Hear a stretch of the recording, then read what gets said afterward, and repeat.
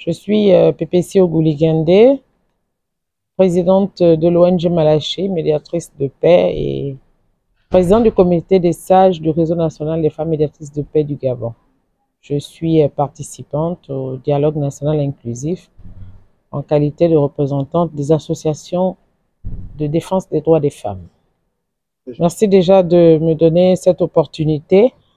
Cette célébration est tombée à une période assez particulière de la nation. Donc, c'était l'occasion de faire le bilan de tout ce qu'il y a eu comme réforme en matière des droits des femmes.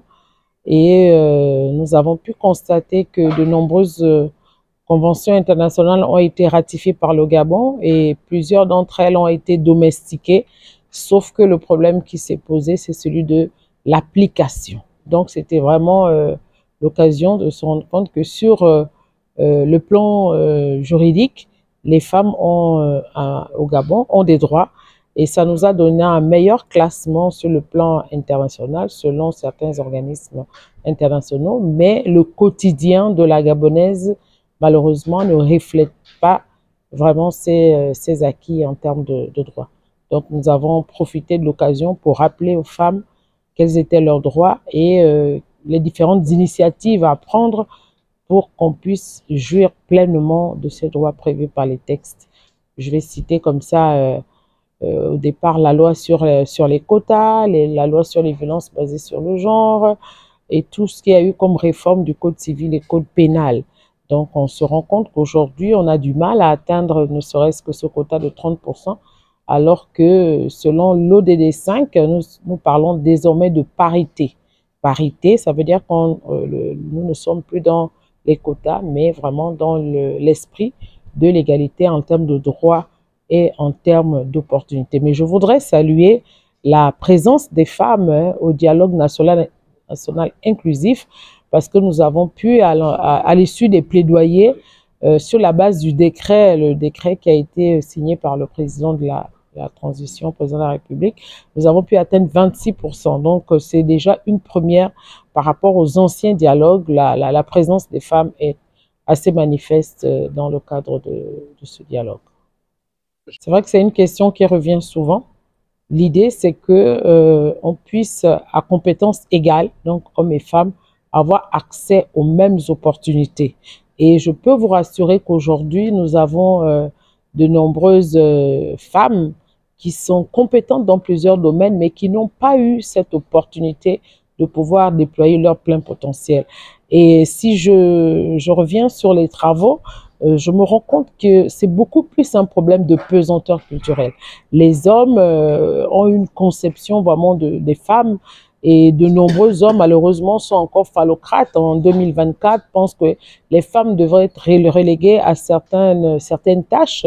Et ça a aussi eu un impact sur les femmes même elles-mêmes, parce que certaines femmes sont stigmatisées. Par exemple, les femmes qui sont engagées dans la défense des droits des femmes sont considérées comme des femmes qui ne sont pas conformes aux normes et aux standards. Donc, nous avons sollicité la création d'un Conseil national de la femme qui aurait en son sein une maison nationale de la femme, pas appartenant à un parti, mais une maison nationale pour renforcer les capacités des femmes, effectivement, pour celles-là qui ont du potentiel, mais qui n'ont pas forcément les outils pour pouvoir agir avec beaucoup plus de facilité dans les sphères décisionnelles. Mais il y a des femmes, sauf que nous n'avions pas un outil. En Afrique de l'Ouest, ils ont par exemple ce qu'ils appellent le compendium des femmes, d'accord? Donc, c'est un répertoire c'est une base de données qui a repris toutes les compétences féminines, et lorsqu'on a besoin d'une femme à compétences égales, on peut puiser dans cette base de données. Donc, il y a un travail à faire, je suis d'accord avec vous, mais il y a aussi de nombreuses femmes dont on n'a jamais donné l'opportunité, et nous pensons qu'on peut facilement arriver à la parité et avec des mécanismes d'accompagnement. Voilà. Les grandes tendances dans notre sous-commission, nous avons eu le sujet en rapport bien sûr la justice, les droits et les libertés. Donc c'est vraiment on peut dire la base, hein, que ce soit en matière de démocratie, de bonne gouvernance. Ce sont vraiment les libertés fondamentales, les libertés, les droits universels autant pour moi, qui sont prévus dans la Déclaration universelle des droits de l'homme et toutes les conventions internationales qui ont été ratifiées. Et c'est également en rapport avec notre loi fondamentale qu'est la Constitution. Il s'agit d'insérer dans notre nouvelle Constitution des droits fondamentaux à tous les Gabonais, où qu'ils soient. Donc, vous voyez que les débats ont été vraiment très, très houleux, qu'il s'agisse de la justice, tout ce qu'il y a comme réforme prévue. Et la justice sort du symposium. C'était déjà un avantage parce qu'il y a eu cette remise en question, hein, de tout ce qui concerne la justice, les droits des détenus, les magistrats, les questions de corruption et tout. Et parallèlement, nous avons abordé les droits des femmes, les droits des homosexuels, parce que ce sont les citoyens qui ont demandé, qui ont, comment on peut dire, formulé, hein. Nous sommes partis de ces propositions. Absolument. Absolument. Absolument, absolument.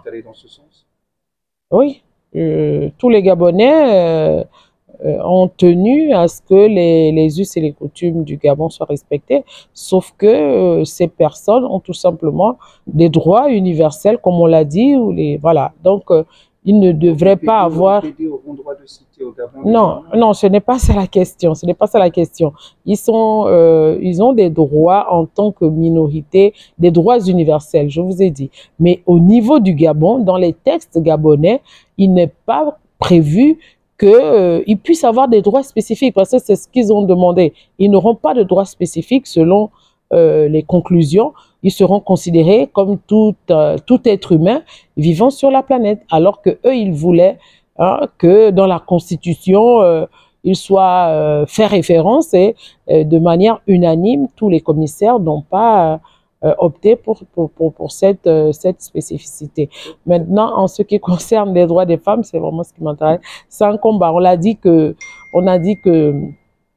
concernant cette question, les associations peut-être de défense de ce type de cible pourra faire ce travail, mais de manière unanime, toutes ces pratiques sont contraires à nos us et coutumes et ça n'a pas été accepté par les commissaires. Vous avez parlé du symposium de la justice. Les hommes de loi revendiquaient une séparation de pouvoir clairement entre la justice, entre le corps judiciaire et le corps exécutif, système exécutif, le pouvoir exécutif, j'allais dire. Dans cette disposition, il ne faudrait plus que le président et le ministre de la Justice président et co-président le Conseil supérieur de la magistrature. Ça a été remis sur la table à propos. Oui, des débats ont eu lieu dans ce sens, hein. Les conclusions seront rendues.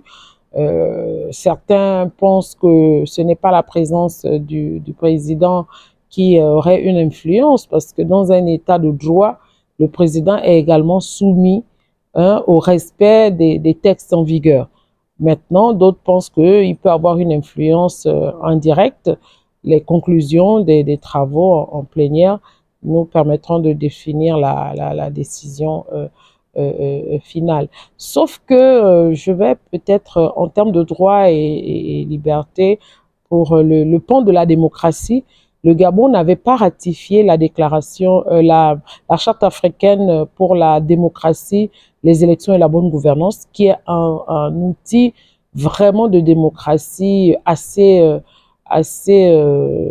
comment je peux dire ça, voilà, assez efficace, parce que tout ce qui est inclusion, tout ce qui est séparation de pouvoir, tout est... Sauf que le Gabon n'avait pas ratifié cette convention dans son entièreté, tout simplement parce que cette charte prévoit la limitation des mandats. Et nous pensons que pour ce tournant important de notre nation, il est important de ratifier cette charte qui sera, dont les dispositions seront déclinées dans la Constitution, qu'au Gabon, nous ayons ce principe de limitation de mandat. C'est ce qui a vraiment exaspéré la population, parce que le peuple avait l'impression de ne pas avoir d'issue, hein, puisque c'était illimité, et ce serait vraiment une balise, et ce serait vraiment en conformité avec les engagements du président, qui parlait dès le début de sa prise de fonction, de ce qu'au Gabon, désormais, les mandats seraient vraiment limités. Donc, en ce qui concerne les droits des femmes, nous comptons énormément sur le président de la République parce qu'il aura le dernier mot et nous invitons les hommes à comprendre que voilà, il y a eu une disposition aussi sur la réforme du code civil par rapport au retrait de la disposition l'homme est le chef de famille. Non, le chef de famille, parce qu'après, il disait que les charges du ménage incombent à titre principal à l'homme. Donc, le législateur s'est adapté aux engagements internationaux pour dire que désormais, c'est une cogestion. Ça veut dire que le mari apporte des ressources, la femme doit également apporter des ressources. Ce n'est pas une remise en question de l'autorité de l'homme. Donc, ça a donné lieu à de nombreux débats, juste pour assurer qu'il s'agit d'une égalité en termes de droits et en termes d'opportunités. Et que c'est le moment pour le Gabon d'être en conformité avec ses engagements internationaux et nationaux. Les femmes représentent plus de 50% de la population et le futur du Gabon doit se dessiner avec les femmes. Il faut qu'on donne désormais la parole aux femmes pour qu'elles expliquent avec leurs mots, avec leurs ressentis, avec leurs émotions, avec leur intellect, ce qu'elles veulent. Parce que jusqu'à présent, c'était un peu les hommes qui pensaient que ça c'était bien pour les femmes, mais nous pensons qu'aujourd'hui, il y a des femmes qui sont capables, quel que soit leur niveau social, qui sont capables de dire exactement ce qu'elles attendent. Et l'éradication de la pauvreté, le développement du pays passe par l'inclusion effective des femmes à la gouvernance.